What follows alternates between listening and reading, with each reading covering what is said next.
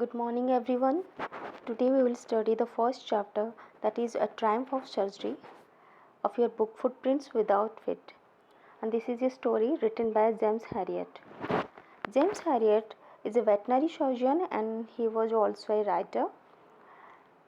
Whatever he has experienced in his life as an animal doctor, he has written it as a story. So this chapter is also a part of his experience. Now, a triumph of surgery.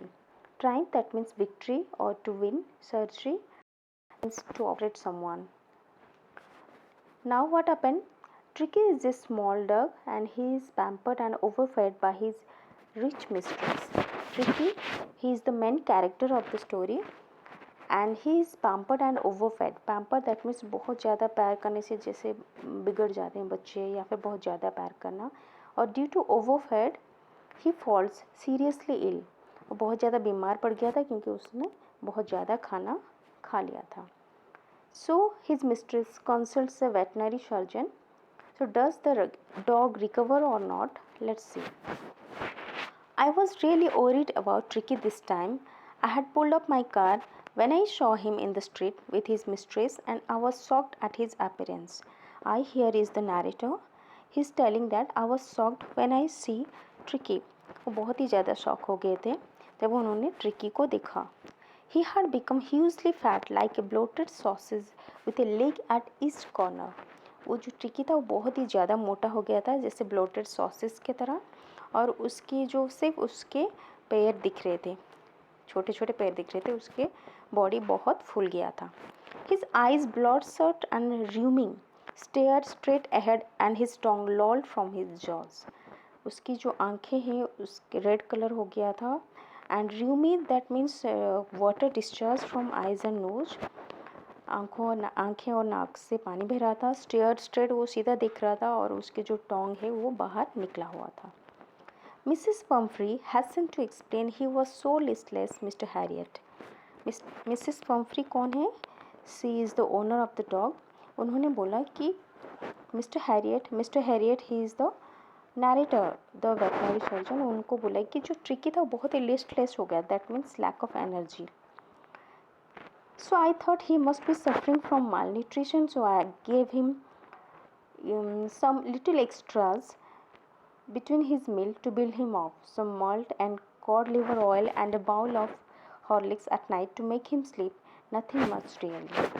तो Mrs Pomfrey ने बोला जो tricky था वो बहुत ही ज़्यादा मतलब उसके एनर्जी नहीं था. मुझे ऐसा फील हो रहा था कि उसको माल न्यूट्रिशन हो गया है. इसलिए मैंने क्या किया, उसको मिल्स के साथ कुछ एक्स्ट्रा खाना दे दिए थे. और एक्स्ट्रा खाना क्या था? मल्ट, दैट मीन्स जैसे आप मिल्क में हॉर्लिक्स और बॉर्नविटा वगैरह लेते हो वही उस टाइप का है. Cod liver oil, that means एक फ़िश ऑयल होता है. And a bowl of Horlicks at night. और रात को हॉर्लिक्स के बाउल देते थे ताकि उसको अच्छे से नींद आए. And did you cut down on the sweet things as I told you. क्या आपने उसके जो मीठा चीज़ें मैंने खाने को मना किया था, क्या आपने उसको उसका कट डाउन किया था उसका मीठा खाना? Oh I did for a bit but he seem to be so weak I had to relent. तो उन्होंने मिसेस पम्फ्री ने बोला कि मैंने कोशिश किया था लेकिन उसको जो मीठा चीज़ है उसके बहुत ही फेवरेट है. दैट मीन्स उसके क्रीम केक्स, चॉकलेट्स वगैरह बहुत फेवरेट है उसको. इसलिए मैंने I had to relent means मैंने उसके साथ इतना हार्श बिहेव नहीं किया, इतना स्ट्रिक्ट नहीं रहा और उसको मैंने मना नहीं कर पाया. I looked down again at the little dog. That was the trouble. Tricky's only fault was greed. He had never been known to refuse food. Now the narrator is saying that जब मैंने tricky की तरफ देखा, he was in trouble. वो बहुत परेशान था. And Tricki's only fault was great. और वो बहुत ज़्यादा लालची था. एक ही फॉल्ट था कि वो बहुत ज़्यादा लालची था. वो कभी भी had never been known to refuse food. कभी भी वो जितना भी खाना देते थे वो खाना खा लेता था, कभी वो मना नहीं करता था. Are you giving him plenty of exercise? Now the narrator is asking क्या आप उसको प्लेंटी ऑफ एक्सरसाइज दे रहे हो?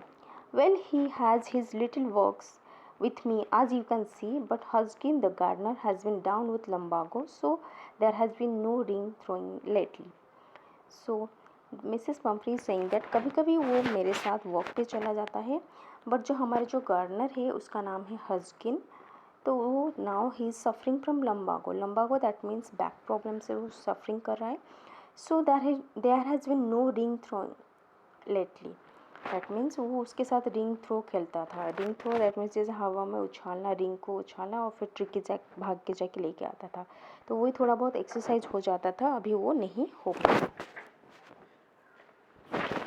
Now I really mean this. If you don't cut his food right down and give him more exercise, he's going to be really ill. Now, जो doctor थे, जो narrator थे, उनको बहुत ज़्यादा गुस्सा है। उन्होंने बोला कि अभी अगर आप उसके साथ स्ट्रिक्ट नहीं रहे, उसकी खाना कम नहीं किए, उसको प्लेंटी ऑफ एक्सरसाइज नहीं दिए, then he will be really ill, वो बीमार हो जाएगा। Mrs Pumphrey wrung her hands, wrung that means हाथ फैलाते हुए उन्होंने बोला, oh I will Mr Herriot, I am sure you are right but it is so difficult.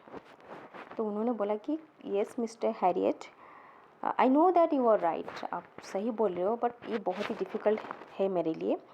So but I will try again, लेकिन मैं एक दोबारा से कोशिश करूँगा। I watched their progress with growing concern. Tricky was tottering along in his little tweed coat, and he had a whole wardrobe of these coats for the cold weather and a raincoat for the wet days. He struggled on dropping in his harness. So, जब वो जा रहे थे तो जो narrator है उनको देख रहे थे, उन्होंने ये देखा कि tricky was tottering. Tottering means बहुत ही ज़्यादा स्ट्रगल कर रहा था, मूविंग अनस्टेडी मैनर, जैसे वो उसको चलने में भी दिक्कत हो रहे थे, वो बहुत ही हिलता डुलता हुआ चल रहा था। और उसने क्या पहना था, एक ट्वीड कोट पहना था।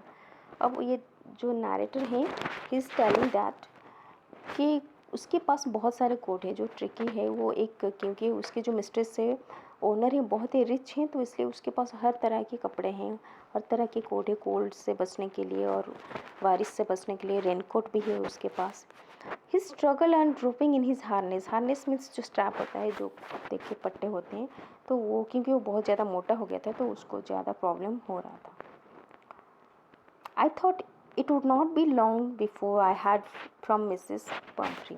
तो डॉक्टर ये बोल रहे हैं नरेटर कि मुझे ऐसा लग रहा था कि दोबारा से मुझे ज़रूर मिसेस पंफ्री कॉल करेंगे। Yes, so what happened, the expected call came within a few days.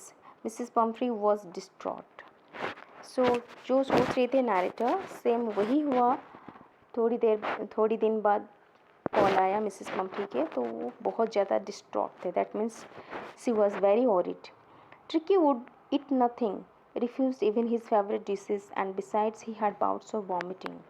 Tricky कुछ नहीं खा रहा है, इवन उसके फेवरेट डिश भी नहीं खा रहा है, और उसको बार बार वॉमिट हो रहा है। Bouts of vomit that means थोड़ी थोड़ी देर रुक के वॉमिट हो रहा है।